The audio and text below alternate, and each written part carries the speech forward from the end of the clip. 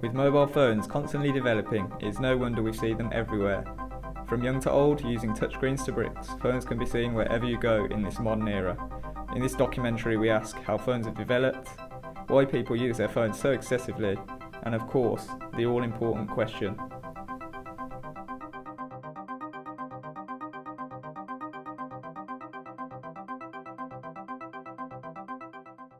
in the UK alone, there are 82 million phone subscriptions compared to a population of 63 million.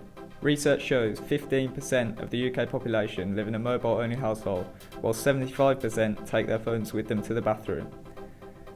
4 in 5 use their phones to shop online, and 53% of children have reported being in a car whilst the driver was using their phone.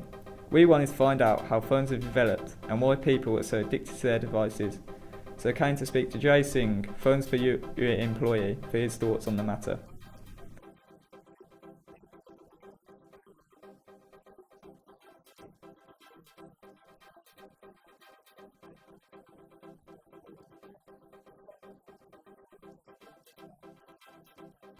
We set up a survey asking the public about their mobile phones and began by asking them which phone they had, to which 67% of people said iPhone. We then asked them at what age did they get their first mobile phone. We were outstanded by these results.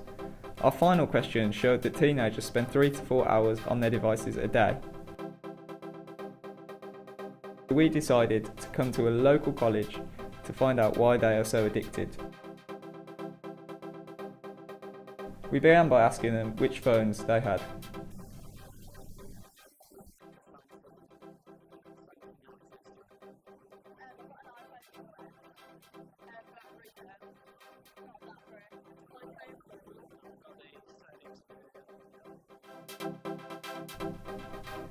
We wanted a teacher's view, so spoke to media teacher Mike Hatton for his thoughts on mobile phones in an educational environment. I think most teachers, if you asked them about what they thought about mobile phones, they would say that, especially people who have been in the game for a couple of decades, would say that they are a hazard. However, probably a younger generation of teachers are probably thinking of using them in a different way. Are phones a hazard in the classroom? With mobile phones having functions that could aid students' learning, we wondered if phones could ever have a positive impact in the classroom and give an alternative to pen and paper.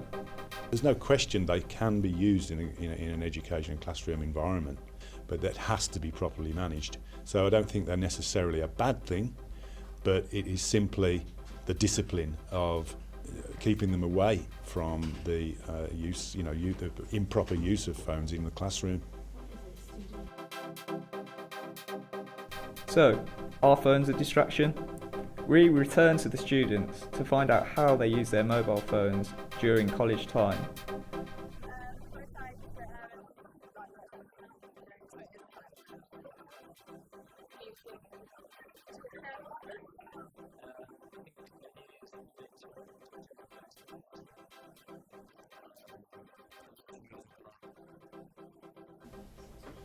Well, I think they've had a profound effect on our lives because they are now ubiquitous. They're everywhere. It's kind of hard to imagine not being around. We're at that point now and there's no going back. With students using their phones in various ways such as social networking to music and even more functions becoming available, are we too over-reliant on our devices? And so begs the question, could you live without your phone?